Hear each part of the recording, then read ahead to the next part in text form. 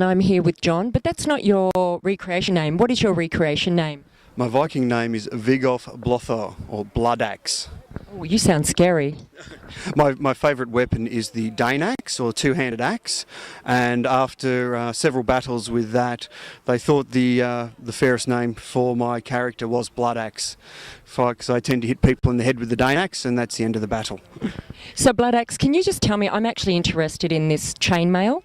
The mail shirt, mail is another word for chain armour, and so chain mail is like saying chain. It's using the same word twice. So it's simply referred to as mail, but mail shirt is the standard armour of almost any soldier in any period throughout history. Yeah, what's that? It is very simple to make.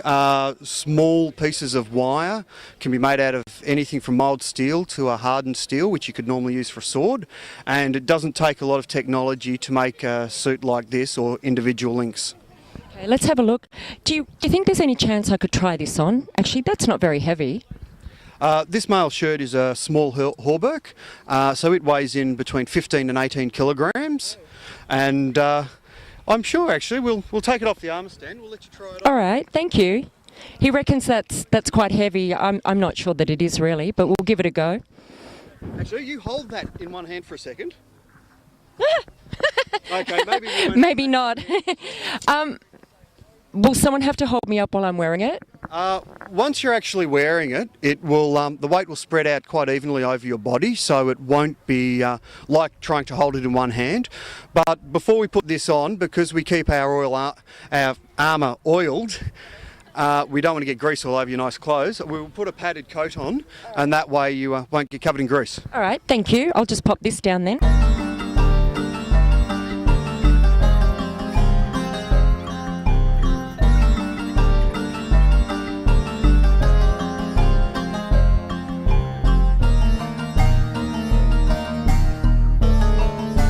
That is really heavy. Start strapping on the first of your weapons. Now, what's your name again? Blood Axe is telling me they put the belt on and that's going to take some of the weight off. I sure hope so. Now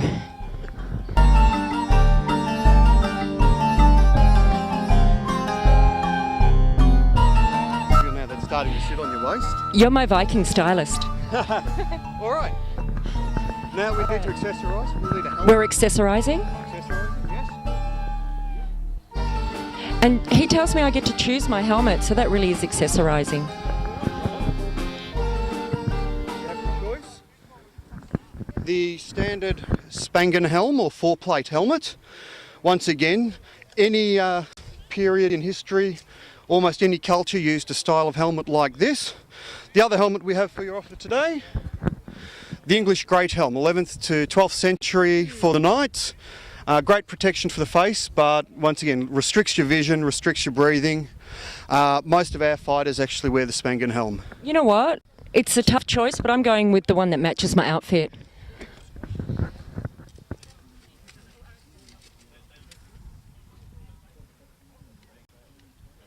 Ooh. Yeah, nose protection.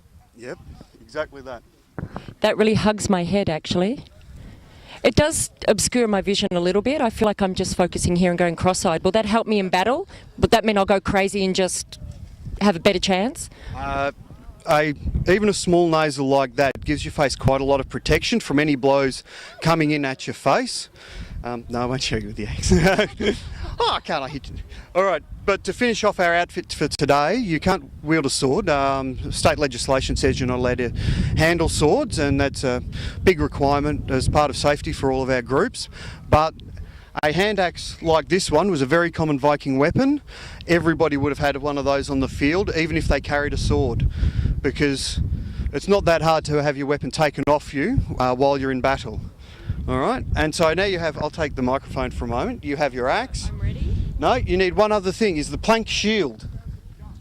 This is really heavy. Okay. A standard medieval shield was made out of a series of planks that were nailed together and then edged and faced in leather. And this makes your own personal wall that you can hide behind during battle. So that then goes in your other hand. So yes, how? just grab hold of the handle in the centre of the Just like shield. that, in the centre? In the centre Oh, here. sorry. Okay, and now you're ready to go out into battle.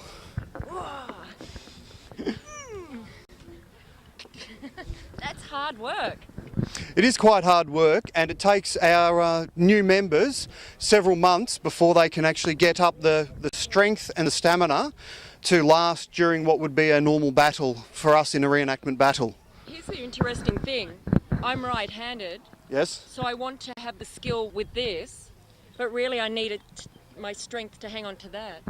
That is correct, but it actually works in comparison. You'll need as much strength because you spend a lot of time swinging with your weapon, whereas the shield you merely have to hold in place. And so by the end of the battle, both sides of your body will be equally tired. Alright, so here's me. This is me before I take it off. Looking sexy.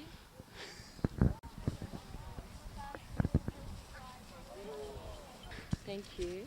Yeah. How far do you want to get the gear off before you? That's kind of not real, is it? That is very real. It is a. Is it? It's a high carbon steel blade for Under your chin. for reenactment combat. We have safety requirements that all of our weapons have a 2mm edge and a point on them that is about the size of your thumb. And that means if I was to stab you with a needle sharp knife, that would go into the male shirt and into your body. You won't come back to play with us next week. But with a weapon like this, used safely according to combat requirements, you'll be willing to come back and play week after week, and that way we all get to go out and have a good fun. Yeah. All right. This is your weapon. Okay, yeah, this is my weapon. I will take this off in a minute, but I just want to say, this obviously isn't for women. Do you, and actually I don't even know, did women used to fight in armies and wear the garb like this? Women did fight in the Viking ages. When the men went off to go a Viking or off in their boats to raid other countries, the women were in charge of looking after the homesteads, and raids on homesteads were common, and so the Viking women knew how to defend themselves. Later in the Crusades, there were a couple of Crusader units made exclusively of women, and several knightly orders that also had women in them.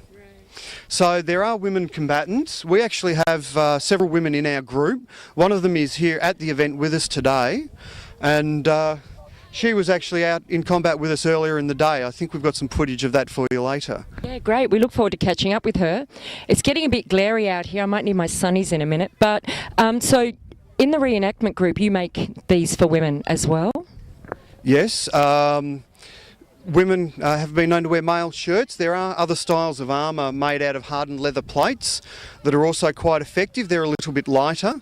It isn't whether it's a man or a woman wearing the armour. It tends to do with body size. The smaller people tend to wear lighter armour. The bigger people wear heavy armour. And so, yes, anybody can wear either. Speaking of heavy armour, it's time to get this off. All right, it's been a pleasure speaking with you. Thank you. All righty. That's it from me.